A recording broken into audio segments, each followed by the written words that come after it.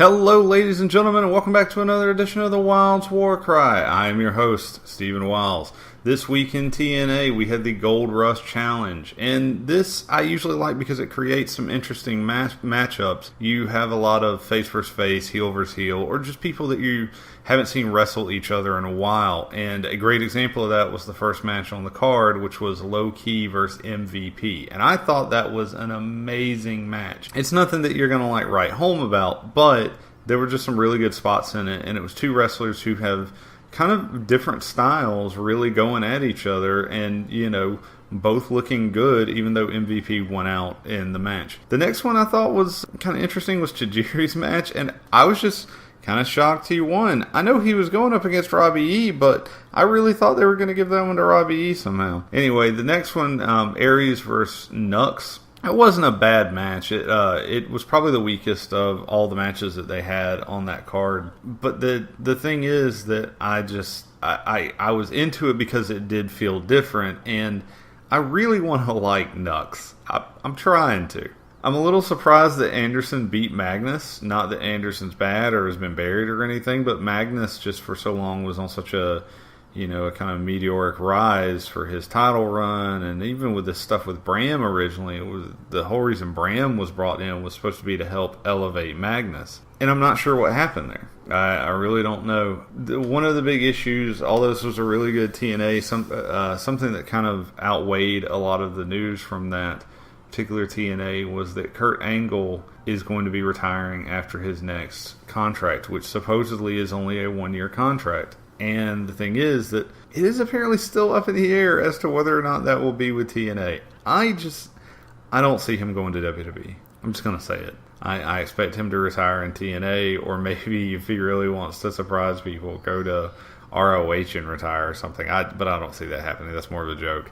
So for all those people who keep asking me if I think Angle will go to WWE, I just don't see it happening at this point. Smackdown started off really well this week. It started with a match, which just seems like a novel idea. It was The Miz versus Ambrose, which was actually very entertaining. I know a lot of us give Miz flack, but he can help make people look good. Ambrose already looks good. It was just a fun match. After that, we had a really entertaining Battle Royal, and I like Battle Royals, and even if they're not booked amazingly, which this one wasn't, it was a lot of fun, and I was so glad to see Cesaro win the Battle Royal. I don't know, it really did it for me. SmackDown overall was okay. It definitely had a much better start than a finish.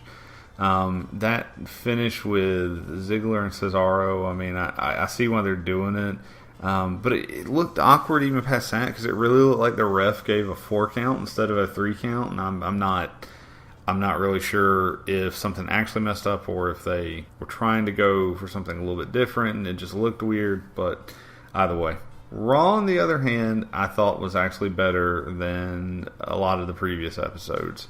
So we finally get the fallout from Seth's actions against Brock Lesnar. We finally get to see Heyman and Triple H kind of stare each other down to a degree. Okay, I really wouldn't call that a stare down, because Heyman looked like he was pissing himself to get out of the ring with Triple H. But he brought it up, and he delivered his threat to Seth Rollins that if that happened again. And I like that they kind of support it pays to be a little bit ruthless.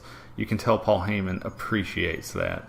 But I don't know. It was it was just a fun segment, and it finally did something I wanted addressed. Why did that not happen on last week's Raw, though? Would have made way more sense, would have been more topical, I just think would have been all around better. I'm not sure why they waited a week to do that. I have to wonder if this is just more the writing team not knowing what they're doing. The triple threat match that followed was really good. I enjoyed it. I am just a huge fan of Ziggler and of Cesaro. And like I said, I have a certain appreciation for The Miz, even if everybody else doesn't like him. Speaking of that, I liked Triple H pretty much owning The Miz with his, straight to DVD career line. But I do agree, it's so weird to see Triple H kind of, bury not only, The Miz, but to also bury the company's straight to DVD movies, WWE Studios. Now, this isn't going to be a bad thing if it's like a one-time deal. I don't think it'll do, anything. But if this is something that continues, I could see this actually being a disfavor to The Miz and to any wrestler that they put in that situation. So it's kind of interesting. Have I told you guys how much I love Dean Ambrose? I mean, I really I started knowing that Dean Ambrose and Seth Rollins were going to be my two favorite people in the Shield, but I really thought Seth Rollins was just kind of my guy. And the more and more and more I see of Dean Ambrose, I appreciate this dude. Because, again, I think the best parts of Raw were the parts with him in it. And when he did the briefcase thing to Rollins, I had managed to avoid spoilers. And as soon as he started backing away from the briefcase and just letting him have it, I was like, wait for it. There's something coming. And I didn't expect like some Nickelodeon slime shit, or I don't know, maybe it was one of those paint packs like they put in, in banks. But anyway, that's not the point. It looked good. I love the part about Seth complaining about his eyes, and then that of course leads to the whole electric shaver joke, which was apparently a rib on one of the divas. I don't know. I didn't look into it enough, but it was entertaining. And speaking of the divas, I've got to say, I love really good divas action, and I try to get behind their storylines and stuff like that. But their segments just weren't doing it for me Monday. I don't know why. They just didn't feel like it was. Recently, they've had kind of an edge to them, and it's been very entertaining. Even though I'm not a huge fan of the Bella Twin stuff, I was at least watching it. I was curious to see what happened, and just all three Diva segments this week just weren't doing it. I want to comment on the whole Slater Gator thing for two reasons. One, their new theme keeps getting stuck in my head, and I do not approve of that. I need to fix that post-haste. Two, having Hornswoggle come out dressed as the Gator. Okay, that seems to fit, right?